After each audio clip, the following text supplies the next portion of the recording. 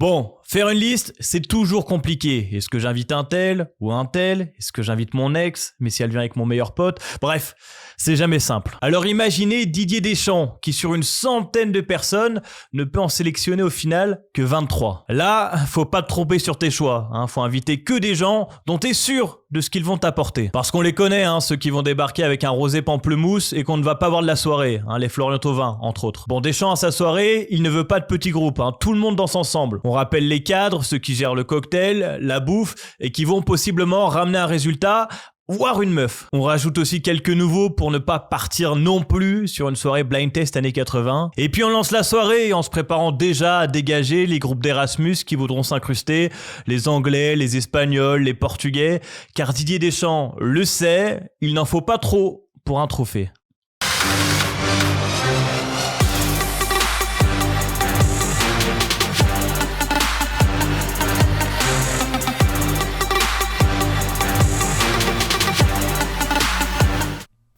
Et bienvenue à nouveau ici à huis clos pour cette émission spéciale équipe de France et cette liste de Didier Deschamps pour l'Euro de football qui arrive dans moins d'un mois. On va pouvoir débriefer cette liste, nos satisfactions, nos interrogations, nos surprises.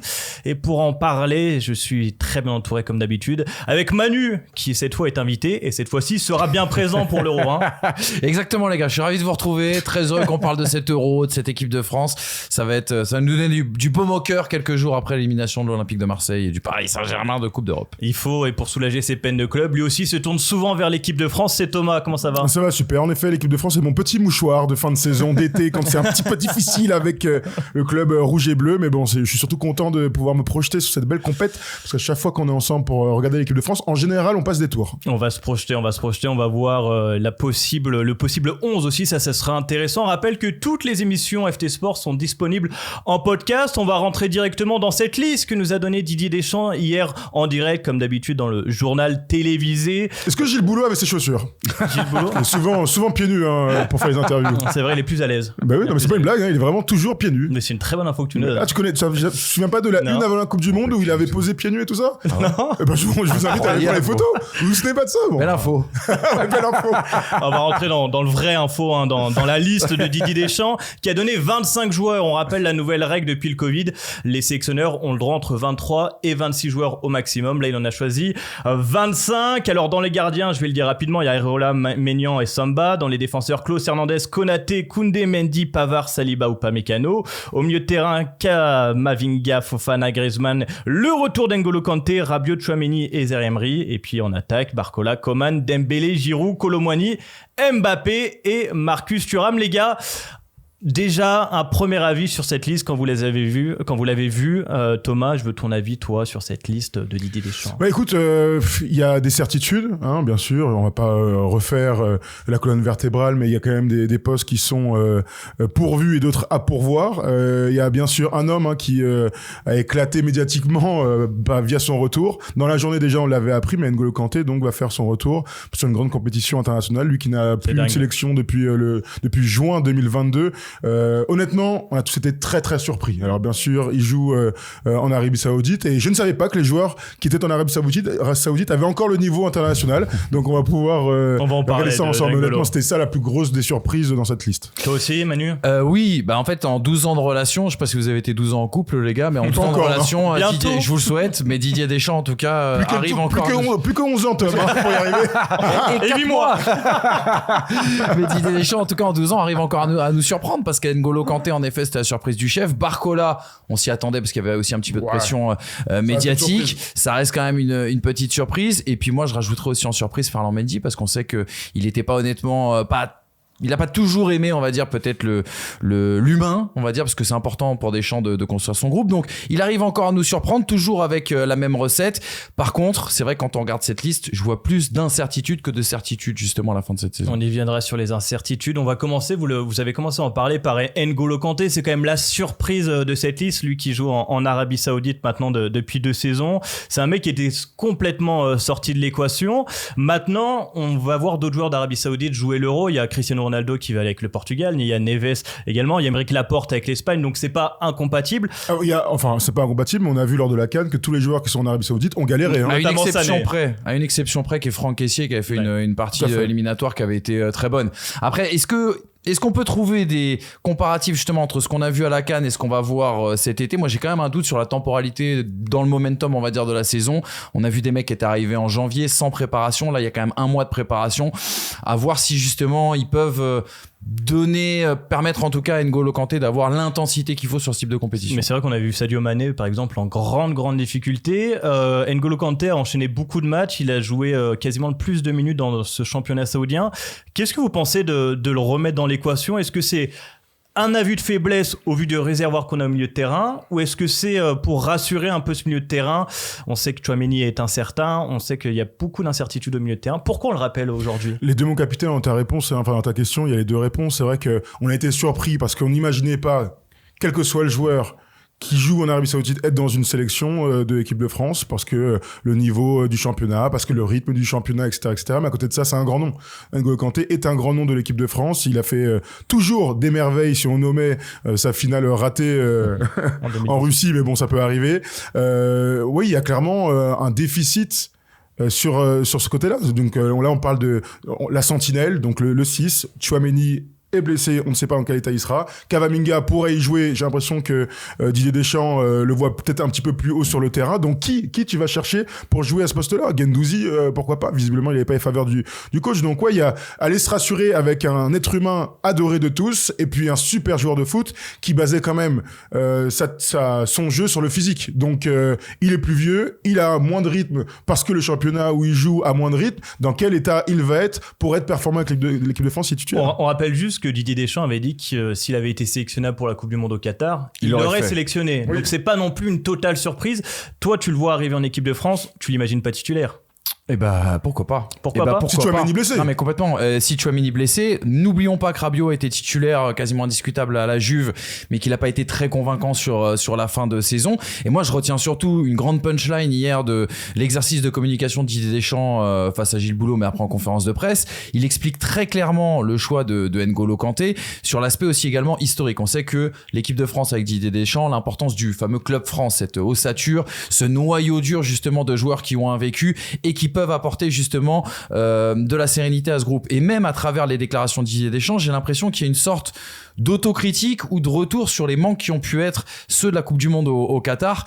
On se rappelle de la finale, on va pas refaire le scénario, mais les 70 minutes où tu passes complètement à côté. J'ai l'impression que en allant chercher N'Golo Kanté, Didier Deschamps qui a beaucoup insisté sur la jeunesse de l'équipe qu'il avait convoquée justement au Qatar, eh bien tu rajoutes un élément important. Un élément important, quelque part la question de la titularisation d'N'Golo Kanté, elle se pose et c'est pas forcément un problème au moment de rappeler un cadre. Quand tu rappelles Makalele, Thuram et Zidane, ils viennent pour être titulaire et c'est ce qu'il dit avec Domenech. Quand tu rappelles Karim Benzema, tu comprends bien qu'il va être titulaire. N'Golo Kanté, c'est quelqu'un de très positif dans un vestiaire et qui pourra assumer son rôle de leader même s'il n'est pas dans le 11 type, on va dire. Donc je pense qu'elle est là le choix bien sûr de Didier Deschamps. N'oublions jamais que en effet la dernière année à Chelsea est très compliquée pour N'Golo Kanté. Il y a beaucoup de blessures qui viennent le miner, il y a un manque d'intensité, il y a un manque de rythme. Le rythme il l'a retrouvé dans un rôle qui était aussi assez différent parce que en Arabie Saoudite il n'est pas que là pour gratter des ballons, il est là aussi pour être le chef d'orchestre de son équipe. C'est pas ce qu'on lui demandera en équipe de France. Il y a un point d'interrogation, mais en tout cas je pense c'est plus le côté leader naturel et ça sera important pour Deschamps. Après juste pour clôturer sur N'Golo Kanté, moi je pense que s'il le rappelle c'est quand même pour le faire jouer un minimum parce que c'est pas un cadre vocal, c'est un cadre par l'exemple, sur le terrain, mais c'est pas un mec qui parle beaucoup dans les vestiaires, donc on imagine quand même que s'il est là, c'est un exemple. C'est un exemple. C'est un exemple, quelque part, de par sa carrière, de par ce qu'il a apporté en équipe de France. N'Golo Kanté, c'est clairement un exemple. Et n'oublions pas que cette équipe de France, elle a été aussi, entre guillemets, démembrée de ses grands cadres, de sa super ossature, Loris, Raphaël Varane, j'en oublie sans doute d'autres. Et donc, tu as besoin d'avoir des relais, des témoins, on va dire, d'une époque où l'équipe de France a gagné. Ce qui en ressort, en tout cas, de cette liste de l'équipe de France, c'est qu'il y a pas mal d'incertitudes dans cette liste de 25 joueurs. On va le voir tout de suite en tableau. Et on va commencer avec, vous le voyez, Kingsley Coman, c'est la première interrogation de cette liste, c'est est-ce qu'il sera là de retour à temps? Il y a aussi Mac Maignan, est-ce qu'il sera à 100%? Tchouaméni qui pareil se bat pour revenir de blessure, est-ce qu'il sera là à 100%? N'Golo Kanté à quel niveau?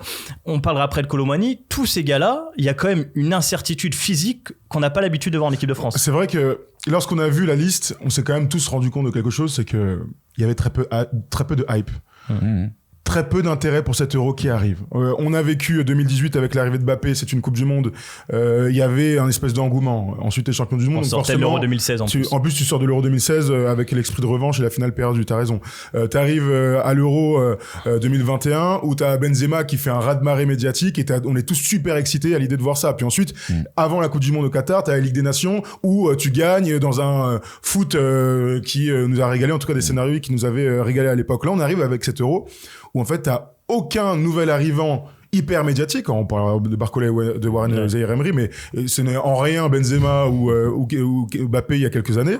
Donc tu arrives quand même avec des incertitudes sur le niveau de forme des joueurs, sur le niveau de performance des joueurs qui sont déjà dans la liste. Moi, ça me permet surtout de me dire qu'on est dans la mouise et que il y a comme toujours un mec là au milieu, Didier Deschamps, qui va devoir créer sa petite ossature de groupe, faire confiance à ses gars et puis surtout faire l'état des lieux des niveaux de forme de chacun de ces mecs. Donc là, on peut parler des mecs un par un, mais en fait, ça marche pour la moitié de l'équipe qui sera titulaire. Manu, c'est quand même marrant. Thomas le disait, on va parler tout à l'heure de Barcola et de Zaïre-Emery. Il y a que deux nouveaux et pourtant il y a énormément d'incertitudes. Comment on l'explique? Parce que j'allais dire la faillite des cadres, ils n'ont pas encore failli avec l'équipe de France, mais tous les cadres de l'équipe de France terminent cette saison de manière assez compliquée. Alors c'est là où il y aura tout l'enjeu. C'est ça qui est génial en fait avec Deschamps, c'est qu'aujourd'hui, à date, tu prends la liste, quand tu te projettes à un mois de l'Euro, tu prends la liste, tu prends les derniers résultats, il y a rien pour te rassurer. Tu as des cadres qui sont défaillants, tu as des jeunes pousses qui ont fait des bonnes saisons, mais qui sont un petit peu aussi atteints par l'accumulation des matchs et les matchs à très très haut niveau, ils n'ont pas été forcément déterminants. Tu as aussi l'usure de Didier Deschamps. Est-ce qu'un sélectionneur, après 12 ans passés à une tête justement d'une équipe internationale, peut encore aller chercher des résultats? Voilà tous les doutes qu'on a à un mois du début de la compétition, ils sont très importants. Mais on connaît Didier Deschamps, il peut tout balayer dans 2-3 semaines. Donc on va attendre bien sûr avant tout ça. Mais oui, moi je suis entièrement d'accord avec Tom. Dans la liste même des incertitudes, je trouve qu'elle est très très courte parce que tu prends la défense. La défense, il y a au moins 5 questions en termes d'incertitude. Allons sur la défense. Le milieu de terrain, je trouve ça manque un petit peu de métier malgré le retour d'N'Golo Kanté. Et puis alors devant, ton joueur quand même impérial, monsieur Kylian Mbappé, dans quel état il sera dans un mois? Ça c'est l'énorme point d'interrogation. J'espère. Il peut être dans les incertitudes, ça c'est sûr, même si c'est un joueur supérieur. Le côté le plus incertain, j'ai envie de vous dire, c'est la défense. Tu commençais à en parler. Je pense que depuis 10 ans, on n'est jamais parti, même plus, avec une charnière peut-être aussi indécise. 2022, Konaté, Upamecano, c'était des puceaux. Hein. Ouais, c'est pas faux. C'est pas faux. C'est vrai. D'ailleurs, c'est vrai qu'on avait prévu que... Dans la preview, on disait attendez, il y a les deux centraux, ils sont très jeunes. Tchouaméni, qui a jamais fait de compétition. Attendez, comment on va faire? Bon, tu fais une finale de Coupe du Monde. C'est l'avantage des trucs. Donc, t'es un peu dans cette continuité-là. Tu pars sur la continuité? Non, moi je pense que j'ai envie de voir Saliba. Parce que c'est celui qui fait la meilleure saison, en fait, tout simplement. Alors, jouer à Arsenal et jouer avec l'équipe de France, j'espère qu'il va prendre des grandes douches froides. Il va se dire, bon, allez, ça va bien se passer, mon poteau. Mais j'ai envie de voir Saliba dans l'axe. Après, oui, il y a quand même, tu sais, on en parle en ce moment avec l'équipe de France de basket où on est tous dans un truc où on va mettre tous les mecs en concurrence et on va prendre les meilleurs. On va faire l'équipe comme ça. Quoi. Un petit peu. J'ai l'impression que ça va être ça. C'est-à-dire que ce mois-là, pour se préparer, ces matchs amicaux vont permettre de se décider sur qui va être la charnière. Parce qu'aujourd'hui... Tu trouves que c'est Didier Deschamps, ça? De tester il a son idée. Il a déjà fait. Il le fait en cours de compétition. Il a toujours fait. Le meilleur exemple, c'est Dembélé qui commence toujours titulaire et qui ensuite ne l'est plus. Souvent, Deschamps est capable de changer en cours de compétition. Souvent, ta première compo n'est pas celle qui termine la compétition, d'autant plus quand tu vas loin. Après, moi, j'ai quand même l'impression que tu vois, il y a une sorte de club France. Est-ce qu'aujourd'hui, par exemple, à gauche, tu mets Théo Hernandez ou est-ce que tu mets Ferland Mendy? Tu mets Théo Hernandez. Attends, moi, je serais quand même, personnellement, je serais tenté de mettre Ferland Mendy au vu de la saison qu'il fait. Malgré tout, on connaît Deschamps et on sait que ce sera Théo Hernandez. Et Théo Hernandez fait une bonne saison. Il fait une bonne saison. Et là, quand tu vas en finale de Coupe du Monde, si tu mets pas, franchement, c'est dur. Non, je suis d'accord. Sauf que là, pour le coup, il n'y a pas trop de quand tu vois la saison aujourd'hui que fait Ferland Mendy, tu peux avoir le droit de te poser la question. Tu peux pas passer de non sélectionné à titulaire. Complètement. Déjà, il est dans la liste, c'est un truc de ouf. Complètement. Mais tu vois, par exemple, Saliba, on veut tous le mettre dans cette défense centrale. Je suis pas sûr que ce soit le choix de Deschamps sur le premier match. On verra, hein, tu vois, mais. Alors, est-ce qu'on partirait avec Konaté, donc qui est en grande difficulté avec Liverpool sur cette fin de saison, plus ou moins Upamecano avec le non, Bayern. moi je pense qu'Upamecano est plus en difficulté. J'allais y venir, mais Konaté déjà c'est compliqué, il est sur le banc sur cette fin de saison. Upamecano, il a alterné Upamecano, j'aimerais sur qu'on le le dise banc. comme ça à chaque fois qu'on prononce son nom. Upamecano sur le banc et dans le 11. Donc il y a deux incertitudes. Vous avez parlé de Saliba qui fait une énorme saison avec Arsenal, qui possiblement ne sera pas champion. Vous partez avec la charnière Konaté ou Upamecano ou on met Saliba? Moi, je suis tenté. Moi, encore une fois, la dynamique de la saison, de la fin de saison. Pour moi, il faut mettre Saliba. Upamecano a une année 2024 qui est catastrophique. C'est pas comme ça qu'on dit. Hein. Non, Upamecano. Pardon, excuse-moi, désolé. On va le faire. On est parti pour. Faut se mettre dans le ton de l'Euro et c'est parti pour un mois comme ça, les gars. 2 mois avec si ça va au bout. Donc Upamecano fait une année civile assez compliquée. Il a été blessé. Quand il est revenu, peut-être revenu un petit peu trop tôt, il a fait de graves erreurs sur des matchs importants. Et il y a cette phrase de Tourelle surtout, moi qui m'a marqué, c'est qu'il dit, en fait, c'est un mec qui à l'entraînement est toujours très concentré, très sérieux, arrive à maîtriser ses nerfs et ses émotions, ce qui n'est pas le cas en match. Non mais c'est vrai, il le dit aussi bien dans les interventions défensives où il en rajoute toujours un petit peu, il y a le mieux et l'ennemi du bien qui fait qu'il va faire la faute au mauvais moment, au mauvais endroit, et aussi également dans la relance où il va toujours prendre le risque de trop qui peut derrière s'avérer payant. T'as pas la citation complète, hein. Il dit aussi, je comprends pas qu'ils mettent des crampons à l'entraînement et des Timberland en match. Ce qu'il n'aime pas en effet. Hein. Qui est peut-être la partie la plus intéressante d'ailleurs de la citation. Donc voilà, est-ce qu'au niveau mental où t'as besoin d'avoir de l'assurance et de la confiance, est-ce qu'aujourd'hui Upamecano est un garçon déterminant? Moi, c'est lui que je sauterais pour faire entrer Saliba. Moi, je crois quand même qu'on oublie quelqu'un dans l'équation. Benjamin Pavard. Ah, Benjamin. C'est pas censé être son meilleur poste. Ouais. Alors, Saliba est un axe droit, donc moi je pense quand même qu'il va partir Konaté Saliba. Enfin, j'espère en tout cas ça. Mais c'est vrai que Benjamin Pavard, personne n'a envie de le voir à droite. Ce sera sûrement Jules Koundé. Donc, on jouera encore une fois avec 3 défenseurs centraux pour 4 places. Pavard aura une chance. Hein, le problème de Benjamin Pavard, et ce depuis 6 ans, c'est qu'il joue toujours dans des défenses à 3 et qu'il est bon dans une défense à 3, mais à 2, c'est pas le même métier. Donc à voir. Et à droite, vous mettez Jonathan Klaus, Jules Koundé ou Benjamin Pavard? Pour moi, Jonathan Klaus, sauf blessure, etc. Ou tu veux changer le cours d'un match peut-être, non? Tu le fais entrer. Oui, quand même. Oui, attends, pour le profil offensif. T'as peut-être t'as peut-être raison. Attends, quel Jonathan Klaus on a aujourd'hui en équipe de France?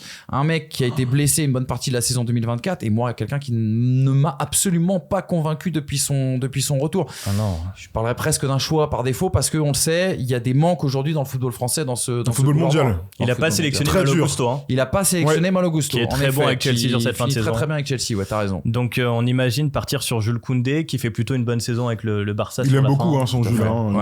Il a soutenu même dans les moments les plus périlleux avec le maillot bleu sur ses épaules. C'est à partir de maintenant que Jules Koundé il a le droit de montrer ce pourquoi on l'aime beaucoup depuis qu'il est jeune. On a vu le milieu de terrain. On vous montrera notre compo qu'on voudrait voir à l'Euro à la fin de ce débat. On a parlé de Tchouaméni qui sera peut-être absent. On verra s'il arrive à revenir de sa blessure.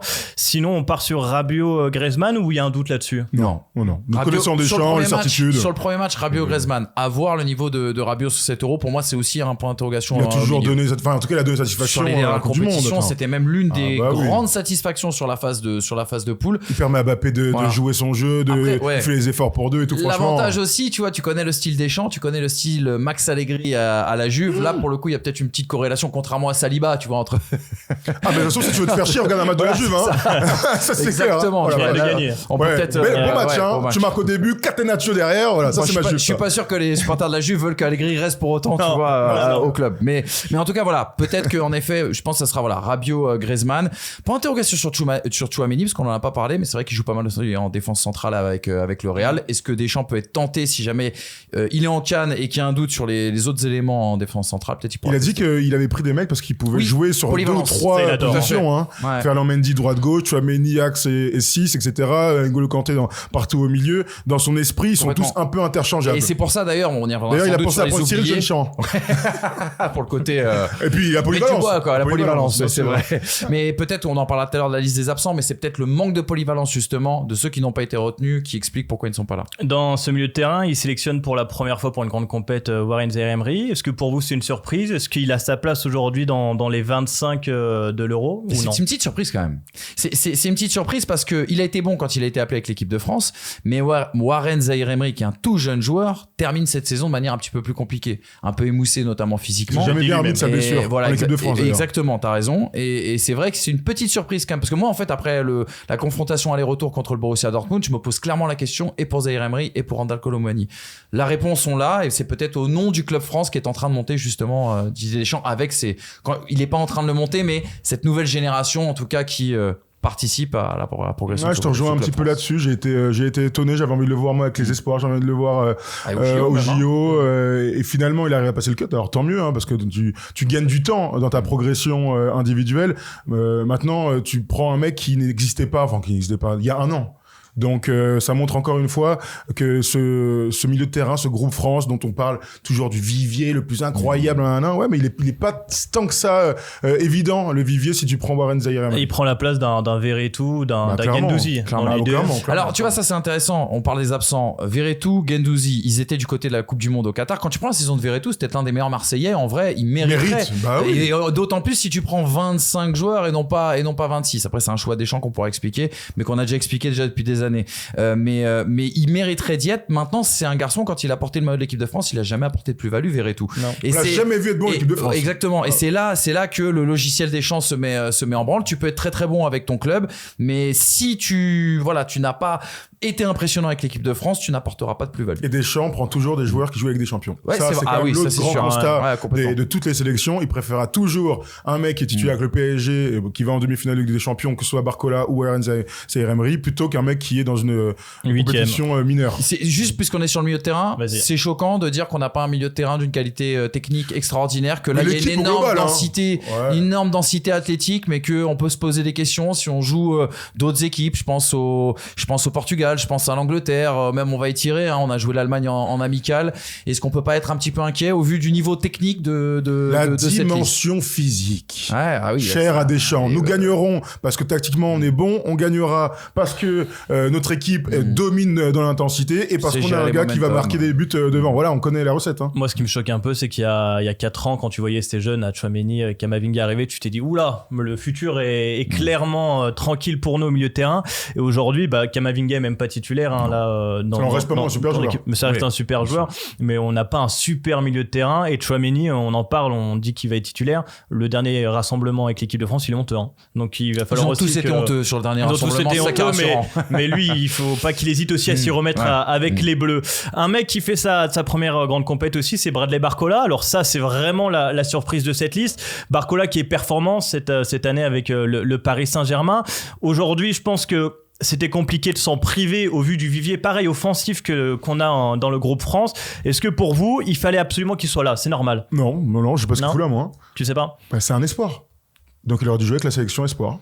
C'est vraiment un espoir. C'est un gars en devenir. C'est un mec qui a été bon cette saison, qui a une confiance aveugle de son entraîneur avec le PSG. Et donc, on peut imaginer que Deschamps décèle la même chose que Luis Enrique. Ça, j'ai pas de souci avec ça. Mais il est encore trop tendre. Il est vraiment très tendre. C'est déjà un bon joueur de Ligue 1. Ça, on peut le dire. Sauf que là, c'est le niveau international. Donc, de prendre deux très très jeunes entre Warren et Bradley, moi, j'étais très très étonné. Ça me ressemble pas à Didier Deschamps, sauf si lui considère que, à l'image de Kylian Mbappé, lors de la Coupe du Monde 2018, c'est un crack de ce niveau-là. En tout cas, à mes yeux, j'aurais aimé qu'il soit avec l'équipe de France espoir, que lui aussi fasse les JO avec Thierry Henry. Enfin, voilà, c'est à ce niveau-là qu'il soit dominant avec les gars de son âge avant d'entrer dans la sélection finale pour l'Euro. Tu vois ce que je veux dire? C'est le niveau d'après, quoi. Manu, il prend la place, entre autres, d'Alexandre Lacazette, mais ça c'est un truc de Lyonnais. Lacazette depuis la tournée au Brésil, c'est que frère. Oui, il y a 10 ans. Non mais c'est un faux débat, évidemment que c'est un faux débat, mais à cause de Didier Deschamps, je suis désolé. Il prend la place de NFP, il était pas non plus. Ouais, c'est vrai. Le Moussa Diaby surtout. 20 buts cette saison. Il prend Moussa Diaby, Christopher Nkunku, Michael Olise, Wissam Ben Yedder. Est-ce que c'est des gars? Tu peux nous la mettre la liste des absents? Si, on peut la mettre si tu veux, mais parce qu'il y a pas que les attaquants, il y a aussi tous les autres joueurs. Mais est-ce que pour toi, Manu, il y a des joueurs qui devaient être là avant Bradley Barcola? On aurait tout à fait pu mettre un Moussa Diaby, Michael Olise aussi qui fait une saison à Crystal Palace qui est complètement, qui est très très bonne. Moussa Diaby, il paye peut-être aussi également le fait que il est impressionnant, on va dire, sur la fin de saison, il ne partait pas titulaire en début de saison. Tu vois, un Les Melou, je suis désolé, ça peut choquer. Non, mais moi je le prends. C'est un profil qui est différent, tu vois, au milieu de terrain. Mais c'est un milieu de terrain. C'est un milieu de terrain, c'est un profil qui est différent. On parlait de touche technique. Tu peux te permettre de le prendre en 26e homme. C'est pas complètement, c'est pas déconnant Conan. Barcola, pourquoi il est là? La logique aussi. PSG. Parce que c'est bête, mais dans la logique de la création d'un groupe, Didier Deschamps l'a toujours dit, je prends pas les 23 meilleurs, je fais pas un 11 type avec les 11 meilleurs joueurs de France, mais c'est comme quand tu pars en vacances avec des amis, tu sais, il y a des gens avec qui tu t'entends très très bien et qui tu partirais pas en vacances que tu sais que ça matche pas. Didier Deschamps, c'est exactement la même logique. C'est un peu la même chose avec toi, il est sur les raclettes, quoi. Tu nous aimes beaucoup, mais pas moi, assez je pour vous manger adore, mais raclette. la raclette, non, tu vois, c'est un peu ça, t'as raison. C'est une bonne analogie. Donc voilà, je pense que il y a le côté PSG, c'est-à-dire que ce jeune, enfin, il y a beaucoup de joueurs du PSG, hein, notamment dans cette liste. Donc je pense qu'il y a cette logique-là, une logique de groupe. Il y a la logique aussi également de la polyvalence. On sait que Barcola, il peut aussi bien jouer à gauche qu'à droite, même si on préfère un petit peu à gauche du côté du Paris Saint-Germain. Et puis, alors je sais pas si c'est l'exemple, tu vois, de Franck Ribéry qui me brouille un peu le cerveau, mais moi j'ai l'impression que ces mecs, ces joueurs offensifs un peu explosifs que tu fais venir sur une grande compétition alors que tu leur as jamais donné de sélection avant, c'est typiquement pour les enfermer dans un rôle d'impact player, du mec qui va rentrer dans les 20-30 dernières minutes et qui va faire tout dynamiter parce que justement il y aura un mec avant lui qui aura usé les défenses et qui justement lui laissera un moment, un temps de jeu où justement il pourra faire des différences. Moi c'est le rôle que je vois de Bradley Barcola. C'est déjà le rôle de Kingsley Coman, non? C'est exactement ce pourquoi il est dans l'équipe. Alors, voilà, tu vois. Bien sûr, mais bon, à un moment donné, il est dans la liste, donc j'imagine qu'il va jouer le mec. Donc c'est exactement là, tu me décris le rôle d'un mec qui a 10 fois plus d'expérience, 10 fois plus de. Mais c'est bien qu'il y a un doute sur Coman, tu vois, donc peut-être que tu peux. Mais... Et puis Coman, je suis d'accord avec toi. Il a a priori toutes ces aptitudes-là. Encore une fois, en équipe de France, Kingsley Coman, le grand dynamiteur, on l'a pas vu, donc peut-être que tu te prends un mec qui a du culot, un mec qui a de l'audace et un mec qui a pas froid aux yeux comme Barcola. Pour moi, Bradley Barcola, c'est pas celui sur qui j'aurais envie de tirer dessus pour deux choses. Déjà, il y a une relation avec Kylian Mbappé qu'il a développée mine de rien au PSG. Donc c'est-à-dire que Barcola il va jouer à gauche en équipe de France. Vous êtes sérieux dans mon délire? Non, je dis pas ça. Déjà, je pense qu'il est capable de jouer à droite. Aussi, et que moi, il y a un gars dont on peut pas parler rapidement, Ousmane Dembélé. Il y a un moment donné avec l'équipe de France, c'est très critique à partir des phases finales. Donc moi, que Ousmane Dembélé à un moment sorte et que derrière on mette un gars qui l'a déjà remplacé en club et qui a déjà joué avec Kylian Mbappé, ça me paraît pas fou. Surtout que dans l'idée, on l'a dit, tu peux mettre 26 joueurs et qu'il en prend que 25. Donc déjà, quelque part, il aurait pu prendre la place de personne. Moi, le gars qui prend la place de quelqu'un aujourd'hui, c'est Kolo Muani. Je suis désolé, pour moi, Kolo Muani est plus une surprise aujourd'hui que Bradley Barcola, parce qu'on peut me dire ce qu'on veut, en équipe de France, ça peut être différent mentalement. La rentrée qu'il fait contre Dortmund, c'est un mec qui est au fond du gouffre, et alors pour le ramener à la surface, bon courage. Mais après, de toute façon, le groupe France de Didier Deschamps, il est à géométrie variable. C'est-à-dire que là, tu prends Barcola, tu prends pas Nkunku. Nkunku, il est là depuis longtemps. C'est lui qu'il faut prendre dans l'idée de la continuité, de machin. Kolo Muani, il bénéficie à 200% du groupe France. Il l'aime beaucoup. Il a très apprécié par Didier Deschamps. Il lui a rendu de fiers services. C'est lui qui change le match en finale. Blablabla. On peut en discuter autant. Si Didier Deschamps se basait sur les saisons écoulées, ça se saurait. Ce n'est pas le cas, les mecs. Ce n'est pas le cas. Donc non seulement Randal Kolo Muani, il est dans la liste, mais en plus il va jouer. Il a des chances d'être soit titulaire, soit d'être un des premiers entrants en attaque. Là, vous êtes en train de me vendre Barcola comme s'il allait changer quelque chose. Je lui souhaite qu'il change quelque chose. Mais pour moi, c'est un espoir qui arrive pour faire le nombre et qu'on verra peut-être ici ou là. Je compte absolument pas sur Bradley Barcola pour prendre la place de Dembélé, pour prendre la place d'un attaquant. En revanche, Kolo Muani, il aura sa chance à un moment donné pour prendre la place de Dembélé s'il assure pas, pour être en concurrence avec Giroud et avec Marcus Thuram. Donc oui, il ne mérite pas d'y être. Sauf que le groupe France fait foi et qu'une fois qu'il est en équipe de France dans le bunker et que Deschamps arrive à lui mettre un petit peu de confiance en lui, il est possible qu'il fasse une bonne compétition. Voilà, c'est comme ça que je vois les choses. C'est la logique du vécu et c'est là où on est obligé de faire confiance à Didier Deschamps, même si moi j'aurais pas mis Kolo Muani dans cette liste. C'est que on a dit en 2018, on l'a redit lors de la Coupe du Monde au Qatar, que l'équipe de France c'était la gestion du momentum, savoir être solide et fort quand tu subis, savoir planter quand t'as deux occasions.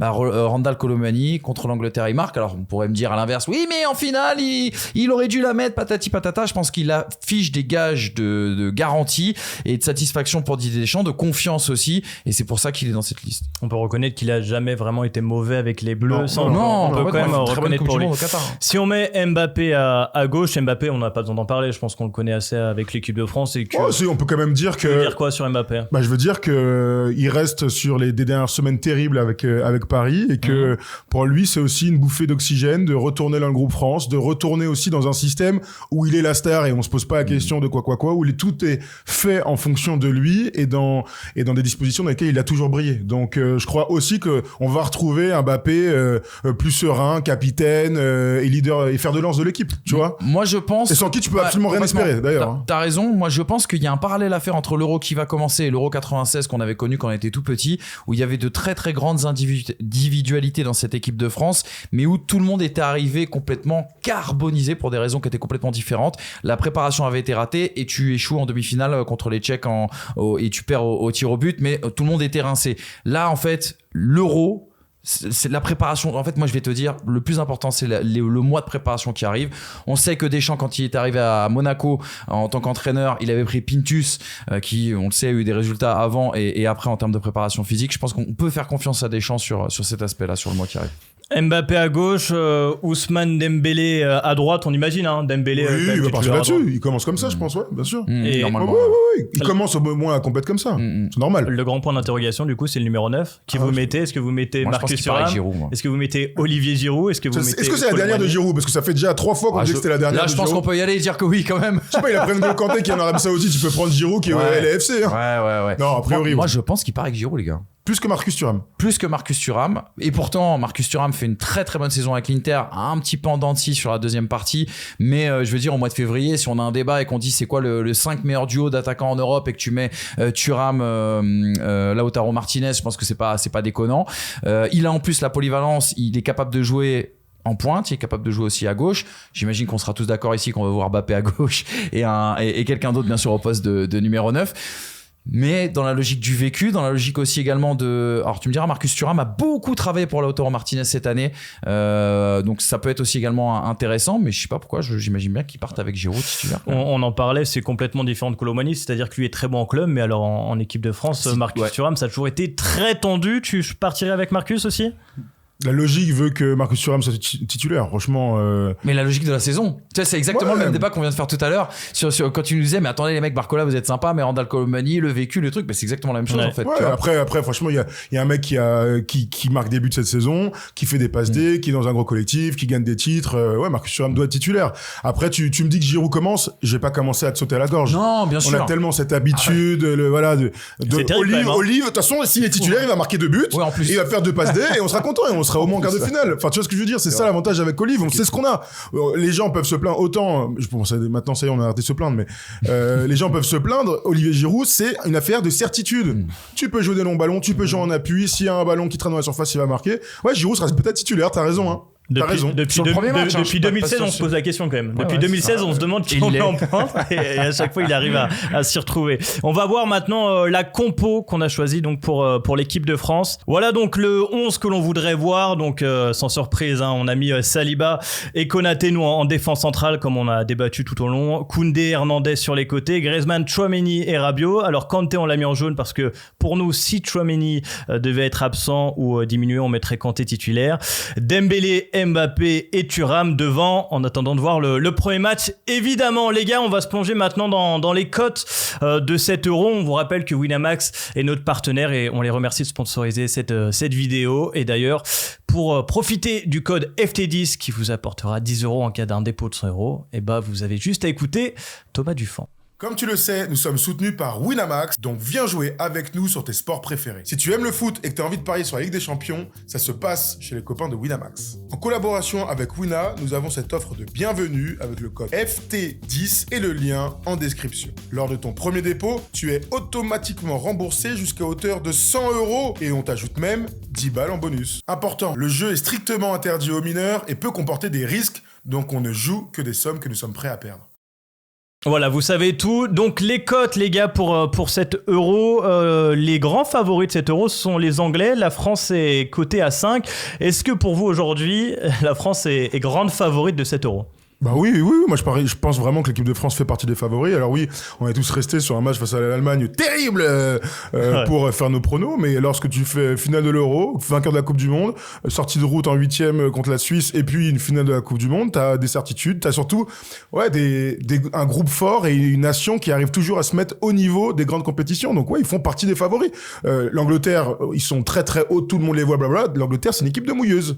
C'est une équipe de mouilleuses. Ils ont perdu à Wembley dans un chaos total avant le match, c'est leur problème, mais ne pas gagner contre l'équipe de France en quart de finale en 2022. Un péno quand même, hein. Mais ouais, mais c'est un truc de mouilleur. C'est un truc de mouilleur. T'as un péno, il y a deux, tu vas au bout. Tant qu'à ricaner dans l'équipe, de toute façon, ils iront pas au bout. Donc non, bon, ils font partie des favoris. Et si je devais mettre de l'argent, ce serait sur l'équipe de France. Manu, t'étais pas aussi. Je suis pas du tout d'accord avec ces cotes-là. Pour moi, il y a des nations qui sont bien au-dessus. Quand je vois le Portugal qui est coté à 9, par exemple. Franchement, France-Portugal, il n'y a pas un monde où la France, pour moi, est favorite. Mais après, c'est un avis personnel. Je mets l'Angleterre avant. Je mettrais même potentiellement l'Allemagne avant. Je vais même te dire un truc. Quand je vois la composition de notre poule, je te dis pas que la qualification en 8e, elle va être simple. On rappelle Pays-Bas, Pologne, Autriche, et super équipe. Hein. Pologne, voilà, c'est encore plus vieillissant qu'il y a 2 ans quand on disait que cette équipe était vieillissante. L'Autriche, il y a une vraie hype et j'ai vu des matchs de qualification intéressantes. Je crois que l'Autriche va gagner en Allemagne, ce qui est quand même généralement bon signe.